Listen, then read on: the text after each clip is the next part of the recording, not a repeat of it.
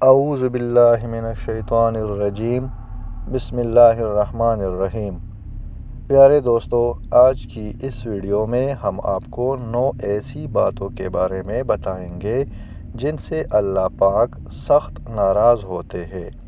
تو چلیے دوستو، ویڈیو کو شروع کرتے ہیں اور دیکھتے ہیں کہ وہ کون سی باتیں ہیں۔ 9 باتیں جن سے اللہ تعالیٰ سخت ناراض ہوتے ہیں۔ نمبر 1، اولاد خاص کر بیٹی کو گالی دینا۔ دوستو، کچھ لوگوں میں گالی دینا اتنا معیوب نہیں سمجھا جاتا، یہاں تک کہ وہ لوگ اولاد کو بھی گالی دیتے ہیں، لیکن یہ بات اللہ تعالیٰ کو سخت ناپسند ہے اور ایسا کرنے سے اللہ تعالیٰ سخت ناراض ہوتا ہے، اس لیے ہمیں اس سے بچنا چاہیے۔ نمبر 2، دل میں بغض رکھنا، یعنی دل میں کسی کے لیے نفرت یا غصہ رکھنا۔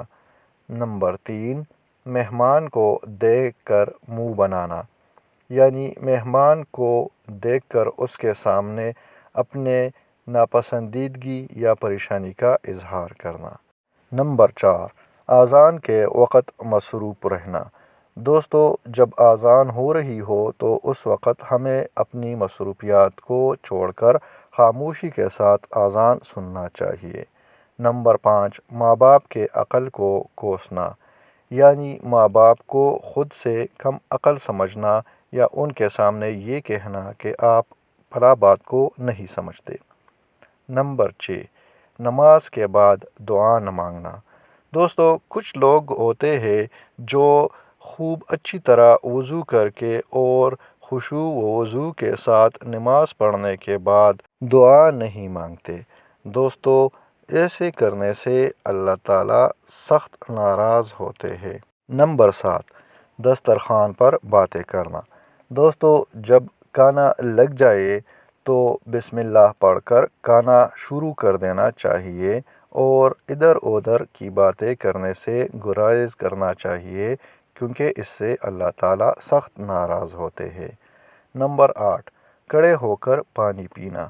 دوستو، ہمیشہ بیٹھ کر ہی پانی پینا چاہیے، کیونکہ بیٹھ کر پانی پینا سنت ہے اور کھڑے ہو کر پانی پینے سے اللہ تعالیٰ سخت ناراض ہوتے ہیں۔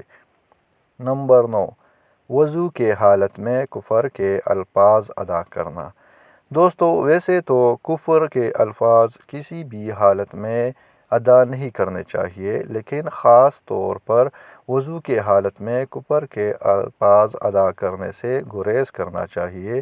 پیارے دوستو، اگر آپ کو آج کی ویڈیو پسند آئی ہے تو ویڈیو کو لائک کیجیے گا اور مزید اسلامی ویڈیوز دیکھنے کے لیے ہمارے چینل کو سبسکرائب کیجیے گا اور بیل کے آئیکن کو پریس کیجیے گا تاکہ آپ کو مزید اپڈیٹس ملتی رہے۔ شکریہ۔